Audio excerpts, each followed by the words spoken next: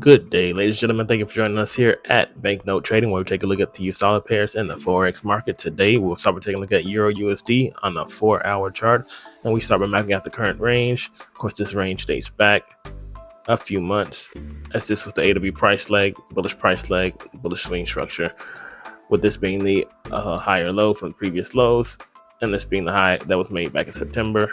Looking to see if this is going to be the next higher low. More locally this week, price has just been, of course, internally back bullish, higher highs, higher lows, back to higher highs.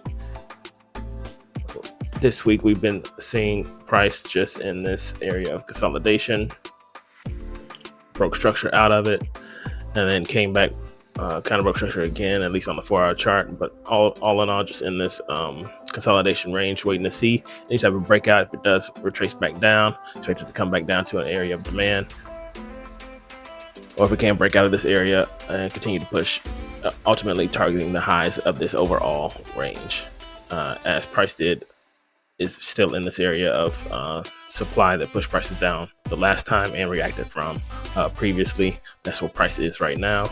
Like I said earlier this week, it did kind of spike out of it, but then came right back down into the range. So waiting on a decision to be made in any direction.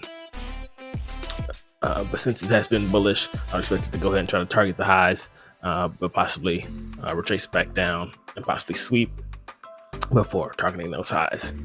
GBP and USD, let's go map at the current range.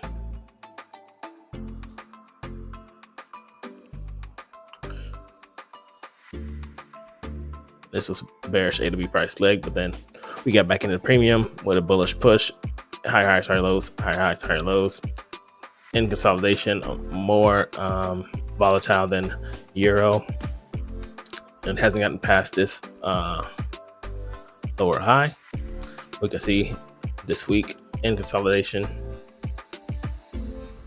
this being that resistance and support, in between these areas of resistance and support. We're going to see any type of momentum to break out of this consolidation, just like with Euro. And we take a look at DXY.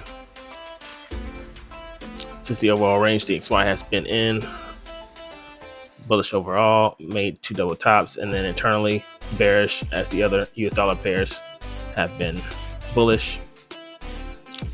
And this week has been in consolidation, just like the other US dollar pairs, but it did look like it swept these previous lows.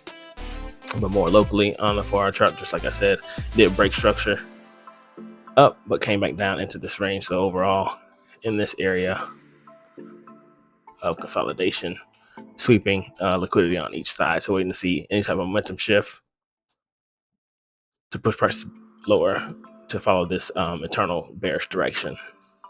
AUD, USD, let's go map at the current range.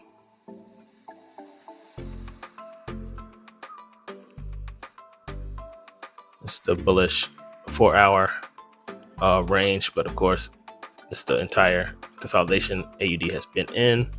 It's clearly at the top of this, in the range of the premium at the top of the prices where sellers step back in and push prices down. But more locally, we can see it's just been in consolidation, just like with the other US dollar pairs, this being resistance and support.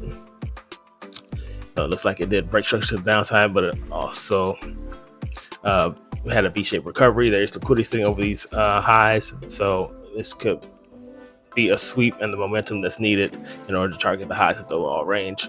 I expect it to continue, like I said, take out this liquidity, but still look to see if sellers step back in at the top of this range. NZD and USD, let's go map at the current range.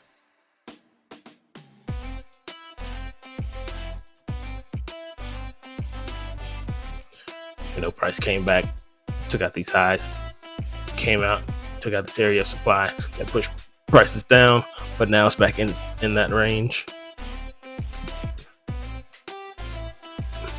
So where price is now, and this week, at least locally on the 4-hour chart, it has been in consolidation, dating back a few weeks, but in this area of consolidation, with this being the support and this being resistance. So waiting to see if any type of news or a catalyst can push NZD higher to higher prices, as this has been bullish but there is liquidity sitting under these lows, and this was an ascending channel.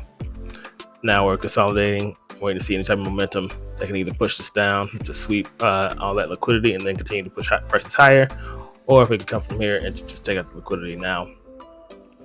I'm just waiting to see any type of news that can